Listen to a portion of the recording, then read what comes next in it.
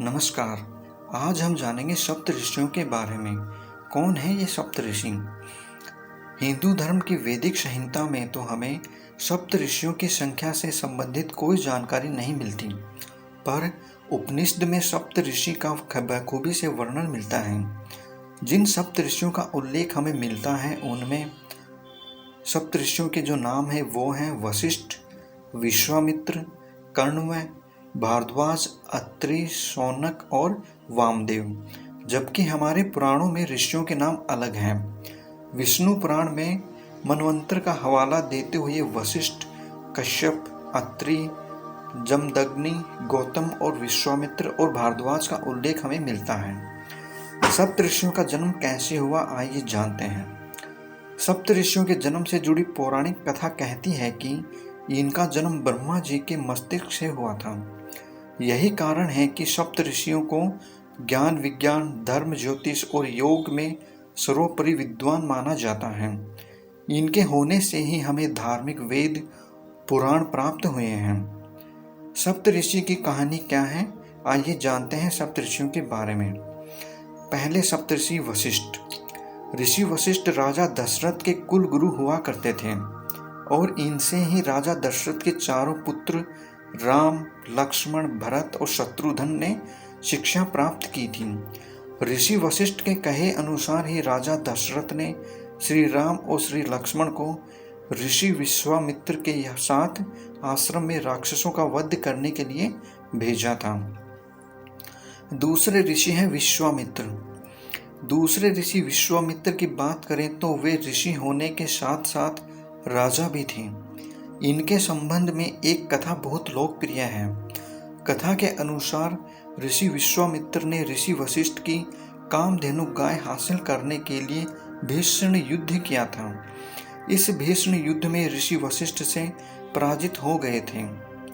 ऋषि विश्वामित्र की तपस्या और मेनका द्वारा उनकी तपस्या को भंग किया जाने का प्रसंग प्रसिद्ध है। कहते हैं कि ऋषि विश्वामित्र ने अपनी तपस्या के बल पर त्रिशंकु को सशरीर स्वर्ग के दर्शन करा दिए थे। उन्होंने हरिद्वार में घोर तपस्या करके इंद्रदेव से रूठकर एक अलग स्वर्ग लोक बनाकर खड़ा कर दिया था। वे ऋषि विश्वामित्र ही थे जिन्होंने हमें गायत्री मंत्र की रचना करके दी, जो आज सभी की जिह्वा पर रहता है। तीसरे ऋषि है कर्णव।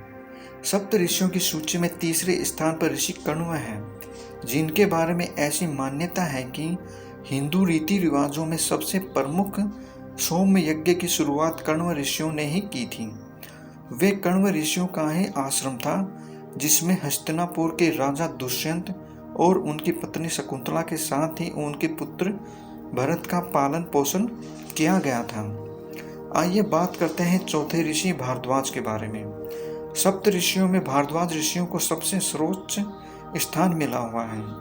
दरअसल भारद्वाज ऋषि भी श्री राम के पूर्व हुआ करते थे। वेदों में से अथर्ववेद में भारद्वाज ऋषि के कुल 23 मंत्र मिलते हैं।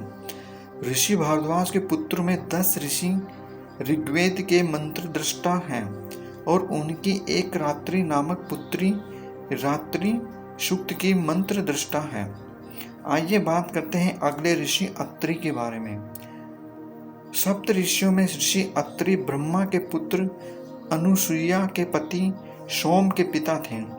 हमारे देश में कृषि विकास के लिए ऋषि अत्रि का योगदान सबसे अहम माना जाता है। इनके बारे में कहा जाता है कि वे लोग सिंधु नदी को पार कर ईरान तक पहुंच गए थे। ईरान में पहुंचकर यज्ञों का खूब प्रसार किया। पारसी धर्म की शुरुआत भी अत्रि ऋषियों में ही के कारण ही हुई थी। बात करते हैं अगले ऋषि वामदेव के बारे में। ऋषि वामदेव सप्त ऋषियों में छठे स्थान पर हैं, जिन्होंने संगीत का सूत्रपात किया था। दरअसल वामदेव गौतम ऋषि के बेटे थे। वे ही गौतम ऋषि जो अपने तपबल व ब्रह्मगिरि के पर्वत पर मां गंगा को लेकर आए थे। बात करते हैं अगले ऋषि शौनक के बारे में। सप्त ऋषियों में 7वें ऋषि शौनक हैं, जिन्होंने 10,000 विद्यार्थियों के गुरुकुल का संचालन किया था। हजारों विद्यार्थियों के विशाल गुरुकुल को ही चलाने के लिए उन्होंने कुलपति की उपाधि धारण की थी।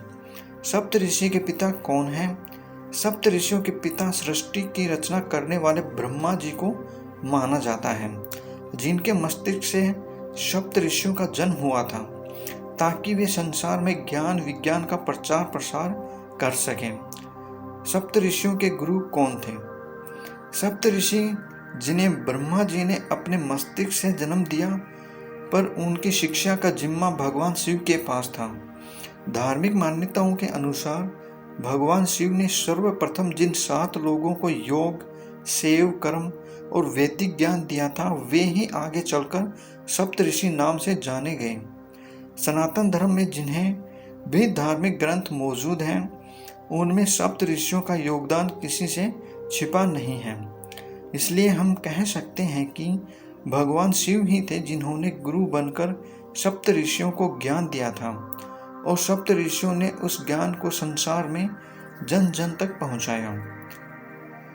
क्या सप्तऋषि जीवित हैं? आज भी तारा मंडल में हमारे बीच सप्तऋषि तारा के रूप में जीवित हैं, जो ध्रुव तारे की परिक्रमा करते हैं। इसे फाल्गुन चैत्र माह से लेकर श्रावण भाद्र माह तक आकाश में कुल 7 सप्तऋषि तारों के समूह में हम देख सकते हैं। तो ये थी सप्तऋषियों की कहानी। वीडियो देखने के लिए बहुत बहुत धन्यवाद।